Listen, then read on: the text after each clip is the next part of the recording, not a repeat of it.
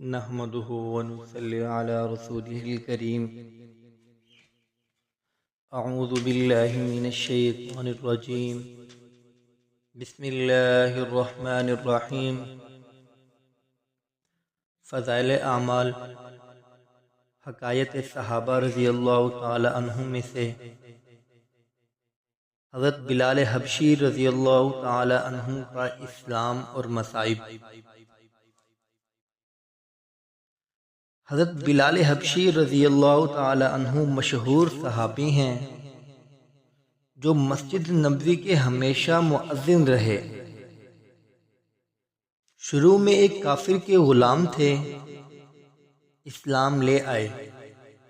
کی وجہ سے طرح طرح کی تکلیفیں دیے جاتی تھی. امیہ بن خلف جو مسلمانوں کا سخت دشمن تھا، ان کو سخت گرمی میں دوپہر کے وقت تپتی ہوئی ریت پر سیدھا لٹا کر ان کے سینے پر پتھر کی بڑی چٹان رکھ دیتا تھا تاکہ وہ حرکت نہ کر سکیں، اور کہتا تھا کہ اس حال میں مر جا اور زندگی چاہے تو اسلام سے ہٹ جا. مگر وہ اس حالت میں بھی احد احد کہتے تھے، یعنی معبود ایک ہی ہے.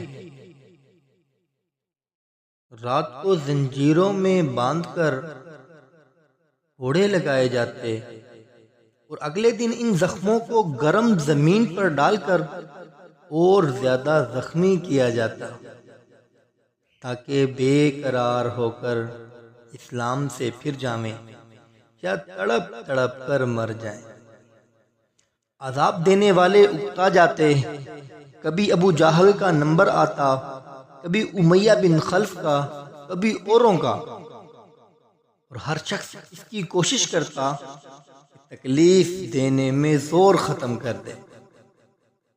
حضرت ابو بکر صدیق رضی اللہ تعالی عنہ نے اس حالت کو دیکھا تو ان کو خرید کر آزاد فرمایا. فائدے میں شیخ الحدیث صاحب لکھتے ہیں، چونکہ عرب کے بت پرست اپنے بتوں کو بھی معبود کہتے تھے، اس لیے ان کے مقابلہ میں اسلام کی تعلیم توحید کی تھی، جس کی وجہ سے حضرت بلال رضی اللہ تعالی عنہ کی زبان پر ایک ہی ایک کا ورد تھا. یہ تعلق اور عشق کی بات ہے. ہم جھوٹی محبتوں میں دیکھتے ہیں کہ جسے محبت ہو جاتی ہے اس کا نام لینے میں لطف آتا ہے، بے فائدہ اس کو رٹا جاتا ہے. تو اللہ کی محبت کا کیا کہنا جو دین اور دنیا میں دونوں جگہ کام آنے والی ہے. یہی وجہ ہے کہ حضرت بلال رضی اللہ تعالی عنہ کو ہر طرح سے ستایا جاتا تھا، سخت سے سخت تکلیفیں پہنچائی جاتی تھی. مکہ کے لڑکوں کے حوالے کر دیا جاتا تھا کہ وہ ان کو گلی کوچوں میں چکر دیتے پھریں، اور یہ تھے کہ ایک ہی ایک کی رٹ لگاتے تھے. اسی کا یہ صلہ ملا کہ پھر حضور صلی اللہ علیہ وسلم کے دربار میں مؤذن بنے، اور سفر حضر میں ہمیشہ اذان کی خدمت ان کے سپرد ہوئی. حضور صلی اللہ علیہ وسلم کے وصال کے بعد مدینہ طیبہ میں رہنا اور حضور صلی اللہ علیہ وسلم کی جگہ کو خالی دیکھنا مشکل ہو گیا. یہ ارادہ کیا کہ اپنی زندگی کے بچے کچے دن میں جہاد میں گزار دوں، اس لیے جہاد میں شرکت کی نیت سے چل دیے. ایک عرصہ تک مدینہ منورہ لوٹ کر نہیں آئے. ایک مرتبہ حضور صلی اللہ علیہ وسلم کی خواب میں زیارت کی. حضور صلی اللہ علیہ وسلم نے فرمایا، بلال یہ کیا ہے؟ ظلم ہے، ہمارے پاس کبھی نہیں آتے. تو آنکھ کھلنے پر مدینہ طیبہ حاضر ہوئے. حضرت حسن رضی اللہ تعالی عنہ، حضرت حسین رضی اللہ تعالی عنہ نے اذان کی فرمائش کی. لاٹلوں کی فرمائش ایسی نہیں تھی کہ انکار کی گنجائش ہوتی.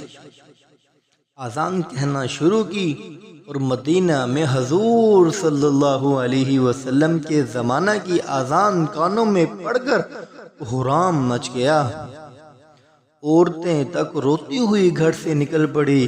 چند روز قیام کے بعد واپس ہوئے اور سن 2 ہجری کے قریب دمشق میں وصال ہوا۔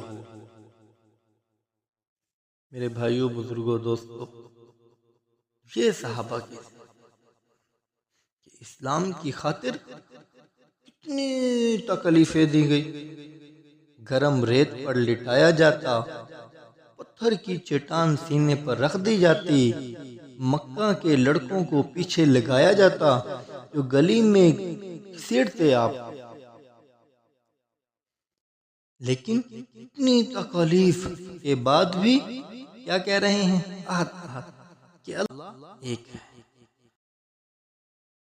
میرے بھائیو، بزرگوں، دوستوں، اللہ رب العزت نے ہم سب کی دنیا اور آخرت کی 100% کامیابی اپنے پورے کے پورے دین پر چلنے میں رکھی۔ اب یہ دین ہم سب کی زندگیوں میں آ جائے، فرمایا اس کے لیے آپ صلی اللہ علیہ وسلم والی مبارک محنت کی ضرورت، محنت شرط، اور یہ محنت ختم نبوت کی برکت سے ہر کلمہ گوہ کی ذمہ داری ہے۔ جس نے بھی کلمہ پڑھ لیا وہ آپ صلی اللہ علیہ وسلم کے کام والا ہے۔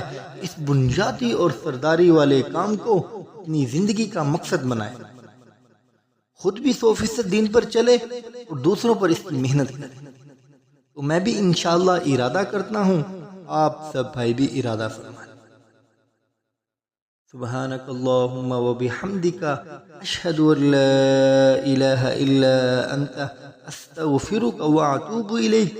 سبحان ربک رب العزت عما یصفون، وسلام علی المرسلین، والحمد للہ رب العالمین۔ لا الہ الا اللہ محمد الرسول اللہ۔ برائے مہربانی چینل کو سبسکرائب کریں، بیل آئیکن کو پریس کریں، ویڈیو کو لائک، کمنٹ اینڈ شیئر کریں تاکہ اور لوگوں تک پہنچتی رہے۔ جزاکم اللہ خیر۔